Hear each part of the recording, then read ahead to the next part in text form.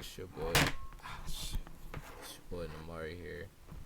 Back at it with another video. I'm here to bring y'all with a Naruto. What's the Red Flash? Part 1.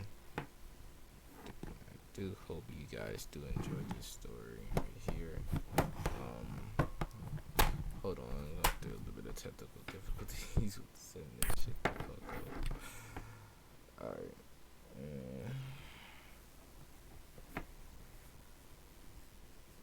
In this story, Naruto has red hair. Konoha was in sorrow at the recent death of their hero, and probably their strongest Hokage. The most intense screams were heard in a room where a newborn baby's cries were forceful. Konoha's secret room. It's almost as though he's realized he's lost both of his parents, says a tall guy with spiky white hair. Only a couple of Konoha's shinobi were there in the room with the newborn infant boy to talk. Yes, we lost many fine shinobi today. Citizens are still scared for their lives, and much of the country is on fire. But on top of it all, we lost Kushina Uzumaki, our fourth Hokage and the final successor of the Uzumaki clan. Worst of all, this youngster will have no notion what they look like. The second voice was that of an old guy in his late 40s. What do you think we should do, Jiraiya-san, as this boy's godfather? Asked the elder gentleman. Jiraiya started speaking in a low, regretful tone. I'm not certain, sensei. I'm sure Minato would want me to keep an eye on the kid, but I'm not sure what I'd be able to do since I have a lot of travel scheduled. What the village will do next is the real question. Minato died without a surviving heir. As they waited for the former Hokage to speak, both men in the room went quiet. I shall assume the title of Hokage once again until I find a competent substitute to manage the village, Sarutobi remarked as he closed his eyes. Jiraiya, I have an assignment for you, he said to Jiraiya, a former pupil and one of his most devoted ninjas. He remarked that. Sarutobi-sensei, what is this assignment you've given to me? He asked, but his attention was pulled to the sobbing infant.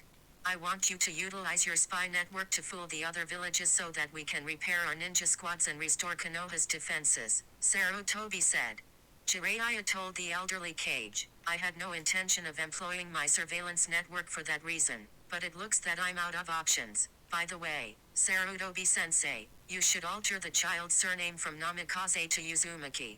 Minato had numerous opponents in Iwa, including the Tsuchikage, as well as adversaries in other elements, so the senior ninja knew what he meant. Few recall the Uzumaki clan, which has long ago slipped into oblivion. To top it all off, the infant Naruto had his mother's red hair. I suppose I'll have to nickname the child Uzumaki. The decision was taken by the Hokage. Jiraiya's eyes were filled with anguish and sorrow as he moved in closer to the infant, who had calmed down. Naruto gently opened his eyes, which were a deep blue like the sea. Naruto was watching Jiraiya with bated breath. Would you look at that? Similar eyes, and I believe his hair is already beginning to get spiky like Minato's, Jiraiya stated as she looked down at the kid. The sage grinned and put his finger to his face. Naruto grinned and tried to move his small hands to his face, but he couldn't. Sarutobi observed the grief in his eyes, but he also saw love. How about the whiskers? Is it due to the fact that he is a Jinchuriki? Kushina didn't have them, but her seal was distinctive, wasn't it? Jiraiya raised his hand. No, those markings existed previous to the sealing, as far as we can ascertain, so they're merely birthmarks, and if I had to guess, it's because his mother was carrying the Kyuubi when he was born, Hiruzen said. Jiraiya nodded, understanding, and kept staring at the infant, who kept staring at him. I'll pay you a visit now and then, Jiraiya remarked, smiling and nodding to his sensei. I'm going to depart right now and will return as soon as possible. I should be on my way. If I have to go, I should do it as soon as possible. Keep the kid safe, sensei. I don't want to die and have to face Kushina if Naruto comes before. Oh, and I'm sad to hear of the passing of your wife. Jiraiya stated this, and then he was gone, out the window, much to the Hokage's annoyance. Tomorrow. It was hazardous to face Kyuubi, but confronting the council was too much for the Hokage. He was now faced with his second greatest adversary, the Council of Konoha. The civilian council and the elders, comprised of Kaharu, Hamura, and Danzo, deliberated on what to do next. Sarutobi had assigned the care of the young Naruto to several of his Anbu and Kakashi Hatake, one of the village's greatest shinobi. The civilian council was arguing about how horrible things were right now, how many people had died, and how much it would take to restore to normality. The clan leaders remained deafeningly quiet. Hayashi and Fugaku were both silent, buried in their own thoughts. What became of the fourth? The chief of Clan Nara queried, looking at his Hokage. Not that I have anything against you, Lord Third, the clan leader said politely, but the fourth is in the hospital. Everyone could see the ancient Hokage's grief in his eyes. Shikaku's eyes widened as he comprehended what was going on. He was extremely acquainted with the expression. He'd seen that face before and didn't need confirmation to guess out what had happened to him. The fourth died sealing the Kyuubi. The elderly man broke the stillness with, there was nothing being spoken. Shikaku dropped his side as he realized his comrade and Hokage had passed away. Many members of the clan shared the same idea. Minato was a well-known shinobi who died tragically. Where did he seal the Kyuubi? Danzo asked quickly, breaking the stillness. The Hokage's pupils constricted as he looked at him. Following that, the whole civilian council started to ask the same question. Sarutobi lifted his hand to hush them. He sealed Kyuubi into a baby. Naruto Uzumaki. He responded cautiously, anxious about what others would think of the situation. The civilian council was in a frenzy, demanding Naruto's execution, just as he anticipated. Kill the demon, or he's weak now. Throw him out of the community. When Sarutobi heard this reply, he unleashed his killing intent, making the whole civilian council to experience visions of their own doom. Even the bulk of the head clans were having difficulty breathing. A particular Nara was silent. He recalled his buddy Minato informing him that his kid will be named Naruto. He understood who Naruto was straight immediately. Silence, ordered Sarutobi Hiruzen, and the whole council became quiet. He gazed at every face on the council with a gloomy expression, offering nothing but anguish if they didn't keep quiet. Minato intended Naruto to be portrayed as a hero, not a monster. He's the one who prevents the Kyuubi from escaping and killing us all, explains Hiruzen. The third stated it in a threatening tone. Some civilian council members wanted to speak out against it, but when they saw Lord Third's killing expression, they restrained their mouth. I will retake the cap in my position as Third Hokage, he said. Everyone seems to be thinking the same thing. No one on the council objected to this, save Danzo, who seemed annoyed, because individuals like Hiruzen made Konoha weak. He longed to be the next Hokage. Who are Naruto's parents? Lord Third, a Hyuga queried, his eyes welling up with tears. Sarutobi had opted not to tell them because he was scared the knowledge would spread and the other four great shinobi villages would soon discover Minato had a son. Iwa would go to any extent to murder him in retaliation for what the fourth did to them during their effort to seize the Leaf Village. With a sad face, Sarutobi answered, I'm not sure, but I know his parents were killed in the fight against Kyuubi. The leader of the Hyuga clan disagreed, but remained silent. Shikaku Nara had already worked out who his parents were, he noted. The fact that the youngster lacked parents aided the civilian of them had already began to think of injuring the demon, and the fact that they didn't have any parents to keep an eye on him made things simpler. The elders were suspicious about the boy's father. Danzo, on the other hand, understood precisely who it was and realized the youngster could be transformed into a legitimate weapon and useful to Konoha, just as Kumo had done with their Jinchuriki. After hearing a cough, Hiruzen turned to confront Danzo. I'd want you to give me the boy, Hokage-sama. I can teach him and turn him into a wonderful village ninja, Danzo proposed with a smile. Hiruzen's and several of the clan leaders' eyes narrowed. No, and the child has a name. He shall be reared at the orphanage just like any other boy, the Hokage declared unequivocally. Danzo was not pleased with this one. He reasoned that there had to be more methods to make him a weapon. Allow me to nurture him, Hokage-sama, with all due respect. He'd have a family and could be like a brother to my kid, Shikaku offered, and the majority of the council members were surprised since they didn't anticipate Shikaku to say such a thing. Please accept my apologies, but the request has been refused. Naruto cannot be given to any clan. He will grow up in an orphanage. He'll start at the academy when he's 6 years old. The announcement was made by the Hokage. Despite the fact that he wanted to deliver Naruto to Shukaku, he was fully aware that he wouldn't be able to pull it off. The other clans, particularly the Uchiha clan, would be enraged. Shikaku had no time to object. You would let the demon to enter the academy and become stronger, shouted a civic council member. The Hokage clenched his teeth and dilated his pupils. He was furious because Naruto had been referred to as a demon. He motioned with his palm, and the shouting man's head rolled to the floor. blood pouring everywhere. The citizens were taken aback, but they stayed quiet. The Hokage paused for a few seconds to check whether anybody else was sick of their head. Because there was nothing but quiet, the Hokage shifted the topic.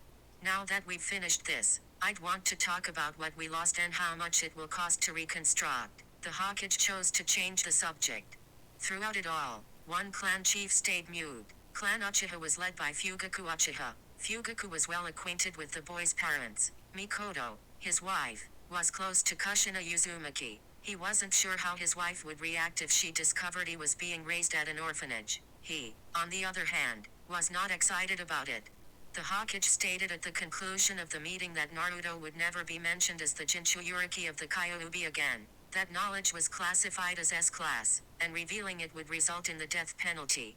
Naruto. While all of this was going on, a baby with red hair was napping. The seal in his stomach was completely invisible. To remain warm, he was covered in sheets. Naruto was dead asleep, yet he was the only one who noticed when his seal started to burn red for a few seconds and then stopped. 1 year later, the village had been rebuilt. All the destroyed buildings and the flames weren't there anymore. Despite looking from the outside that nothing was wrong, inside, you could still see that people hadn't forgotten about the Kyuubi, the demon who killed their loved ones and, most importantly, killed the fourth Hokage. As people were walking around the street and busy doing their jobs and living their lives, the same couldn't be said for a baby crying in the orphanage. The baby with red hair was crying. Despite being only a year old, Naruto could still say a few words and take a few steps, but that only worsened his situation. Naruto was still tiny, but even he understood that he wasn't having the attention of anyone around him, or if he did, he would get glares of hatred that made Naruto scared and sad. Right now, Naruto was crying since he was alone in a room and there was no one else there, no other baby sleeping, just him. Suddenly the door opened, revealing a woman glaring at the demon brat as everyone liked to call him. Seeing someone, Naruto stopped crying and smiled at the woman. He was happy that someone had come for him despite having the cold feeling from her. The woman got angry when he saw that the demon was smiling. That smile reminded her of her dead girl who died when the Kyuubi attacked. She glared at the monster, and his smile made her snap. She slapped him in the face. Naruto immediately started crying and touching the place where it hurt. The woman smiled that she could break the demon and left the room. She left him to cry until he got tired. Naruto kept crying for 4 hours until he slept but woke up again after a few hours because he was hungry. Naruto was given food only once or twice a day, but even then was given the bare minimum. If it were in the hands of people who worked there, they would let him starve, but the Hokage would visit once a month to check on him, and they knew it would be dangerous to anger the Hokage. In the beginning, Hokage noticed from how Naruto looked like that he wasn't being fed. He had warned the people who worked in the orphanage to treat Naruto like the other children. After 3 months, Naruto was crawling to the place where he knew they kept the food. His baby legs didn't make a sound, and he knew, if he was quiet, he could reach the room without anyone noticing. Naruto just hoped none of the other children would wake up in the middle of the night crying. As Naruto reached the door, and was happy that no one was guarding it, at first, he couldn't reach the handle but then used a few books to reach it and slowly opened the door not to make a sound. Naruto looked inside and was even darker than it was in other rooms. The other room had windows, so the light of the moon brightened up the room slightly. This room had no windows that Naruto could see. He was scared, but he was hungry, so he swallowed a huge breath and decided to be brave and crawled slowly inside the dark room. Naruto slowly crawled to a jar with food that he knew the other children were fed with. He put his hands around the pot but couldn't move it. It was heavy for him. Naruto then tried to use his hands to open it where it was but to no success. He was disappointed, but he was hungry. His stomach started growling as to answer him. Naruto tried again and again but had no success. Naruto felt tears in his eyes and decided to try one more time, and he started feeling something from his seal in the stomach. The seal started glowing red, and Naruto opened the jar. He smiled so much that even his eyes were smiling. Naruto felt the feel from his tummy but decided to ignore it. Naruto then put his hand inside the jar and started eating with his little hands. That went on for almost an hour. Naruto then slowly closed the pot again and left the room quietly.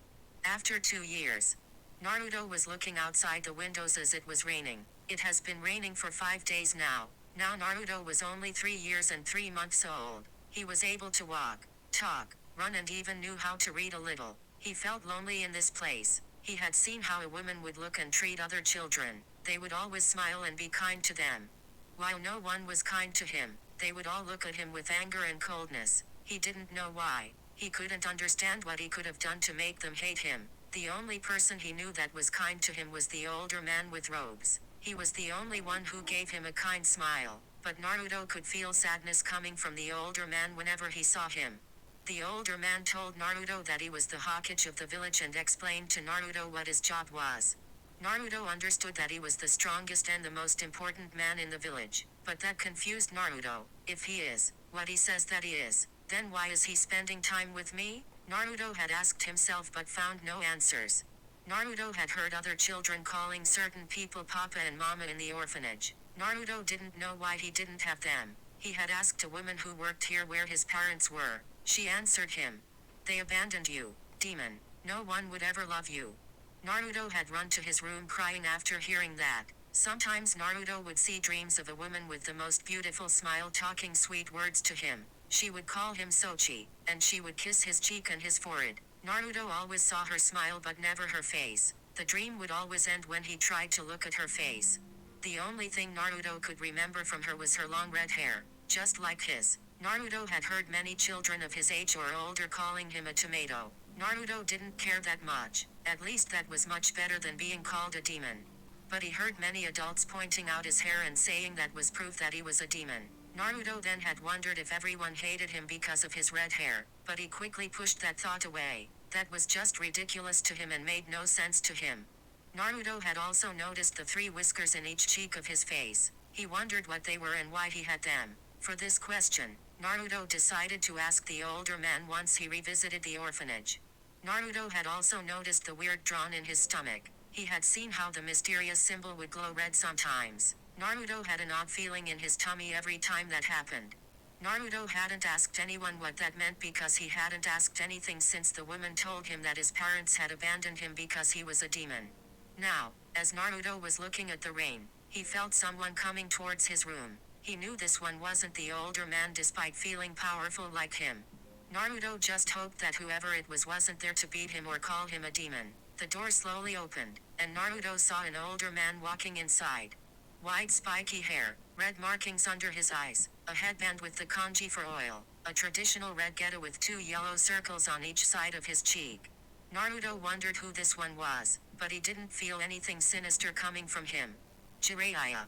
As he opened the door and looked at his godson, the first thing he noticed was how much he looked like Minato and Kushina. True, his hair was red but was spiky, just like Minato's hair, and his face looked a lot like Minato's. He wouldn't be surprised if Minato looked exactly like Naruto when he was the same age except for blonde hair.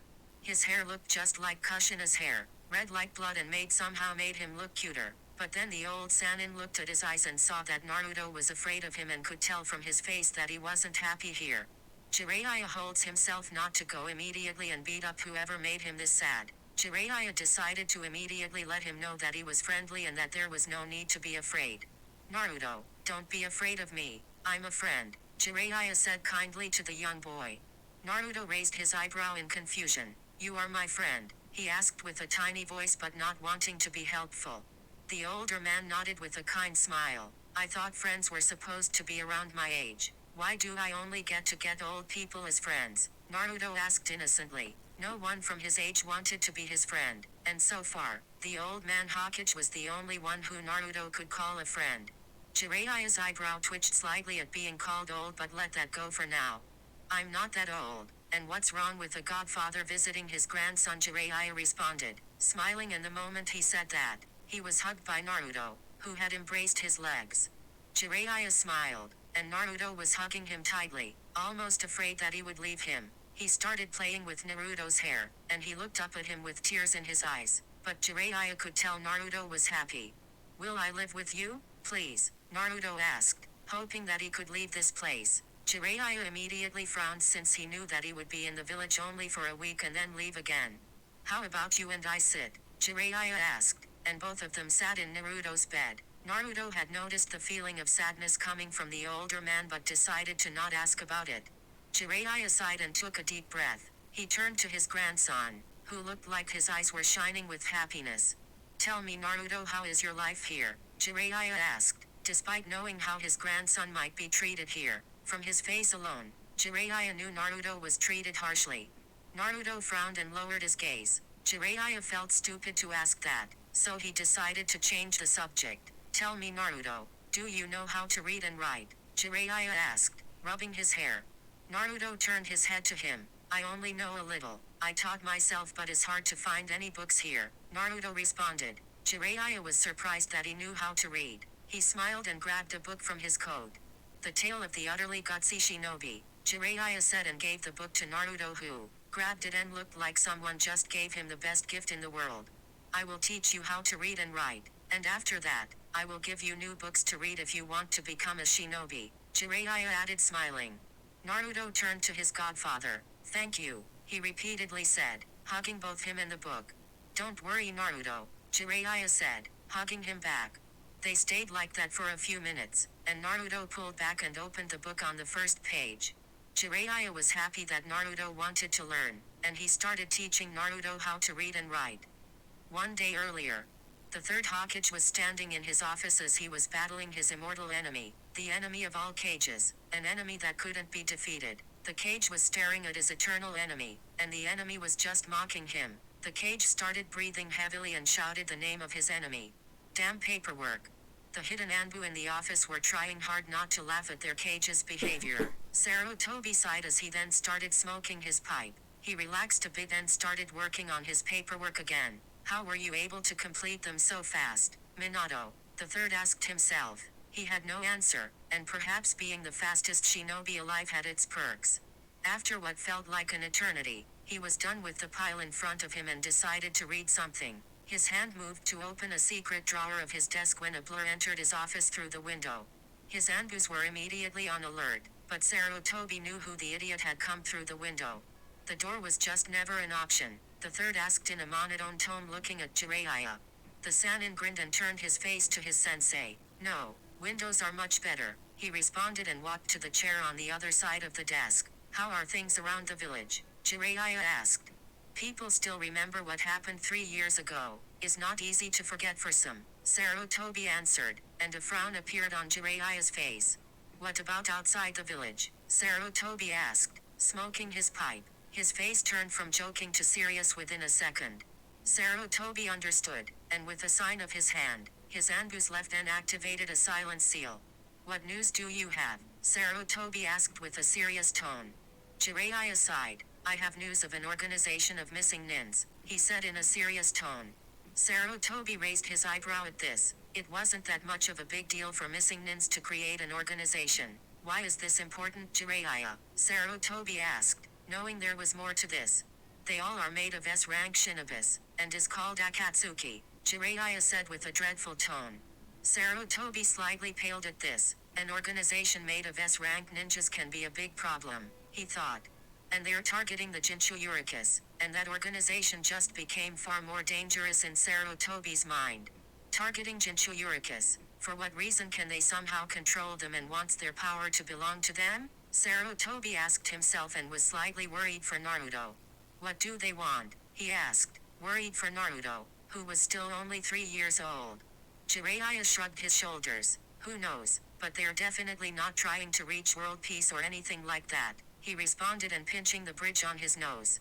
Do you think they work for any of the other villages? He asked, thinking that they worked perhaps for Kumo or, God forbid, Iwa. Jiraiya shook his head. As far as I know, no, Jiraiya responded. There was complete silence for a few minutes. I want to meet Naruto, Jiraiya suddenly said. Sarutobi looked at him in total shock. He didn't expect Jiraiya to meet the kid, at least until he becomes a genin. Sarutobi gave him a look like, why now? I want to meet him. I have waited long enough, and now my godson needs me more than ever, Jiraiya added with a serious tone and didn't care if his sensei would tell him no. How long before they make any move? Sarutobi asked with a serious tone, but Jiraiya could tell he was concerned. It will take some years. Naruto still has time, but he needs to get stronger, Jiraiya responded and put his hand on the desk, ready to leave. Very well, Jiraiya, the third said, and Jiraiya left through the same window he came. 4 days after Jiraiya visited Naruto. Naruto was reading a book that his godfather had given him explaining what chakra is and how everyone had chakra. He had started reading like a madman since his godfather taught him how to read and write. He told him, the more he read and wrote, the better he would be. Naruto listened to his godfather and started reading the first book he gave him. To Naruto's surprise, the main character of the first book had his name. Naruto had asked him why. Naruto still remembered. Your father loved my book and decided to name you after that character. His godfather had responded. Naruto could feel love and sadness coming from his godfather when he said that. When Naruto asked his godfather why his parents had abandoned him, Jiraiya had almost lost it. Jiraiya was looking as his godson was reading his first book. Looking at him now reminded him so much of Minato. The way his body moved, the way he stood and walked, all screamed Minato. Jiraiya was already proud of him, and it had been 2 days since he met him. On the first day, Jiraiya had given Naruto real food to eat as much as he wanted. On the first day after meeting Naruto, he ran to his sensei's office, asking him why Naruto was so skinny and why he had that look on his face. His sensei told him that he had already fired 3 women who worked in the orphanage for treating Naruto poorly. Jiraiya was not surprised that Naruto was treated like that since apparently everyone in this damn village knew of his status as a Jinchuriki. Sensei, of course, told him that the information had somehow leaked, and now every adult knew of Naruto being Jinchuriki of Kyuubi. Jiraiya wasn't happy at all, and straight up told his sensei that if anyone dared to hurt Naruto, he would show no mercy. His old sensei nodded his head in agreement and said that Kakashi was the Anbu in charge of protecting Naruto. Now Jiraiya saw a confused look on Naruto's face. His blue eyes like ocean turned to Jiraiya, and for a moment, Jiraiya could have sworn it was Minato who was looking at him. Why the main character has my name Tojiji? Naruto asked, slightly confused. Jiraiya smiled at the nickname. He had shown Naruto yesterday that he could summon toads and promised Naruto once he becomes a genin, he would be able as well. Well Naruto, your father loved my book and decided to name you after that character. Jiraiya answered and was expecting Naruto to ask who was he. Still, instead, he asked something he never expected of him. Why did they abandon me? Naruto asked, lowering his face not to show his tears threatening to roll down his cheek. Jiraiya's eyes widened, and they quickly put a hand on the boy's shoulder. Naruto, they didn't abandon you. They loved you more than anything else in the world. Jiraiya said truthfully and hugged his godson. People here told me that I was a demon and that my parents abandoned me, Naruto said, sobbing on Jiraiya's shoulder. Jiraiya clenched his teeth. He was already half convinced to beat up the people who told that kind of stuff to a child. He started rubbing his hair. They loved you Naruto and never forget that, Jiraiya said quietly. Naruto had cried for an hour and fell asleep. He then had asked his godfather who they were, but sadly no answer. He told him that he would tell him the moment he reached 8 years old. Naruto could feel that he was telling him the truth. Since he met his godfather, Naruto was smiling more frequently and gone was the sad face everyone saw him with. The smile, of course, had irritated many people who worked in the orphanage. They wondered why the demon was smiling. Naruto, of course, had heard the way how people greeted his godfather Jiraiya. I would like to thank you guys for watching this video. If you do enjoy it, please leave a like, leave a comment. I'll be ending this one off pretty short. It's mainly due to I'm gonna go to sleep now. I will drop everything for this later on when I get the chance to. Leave a like, leave a comment. I'll see you guys later.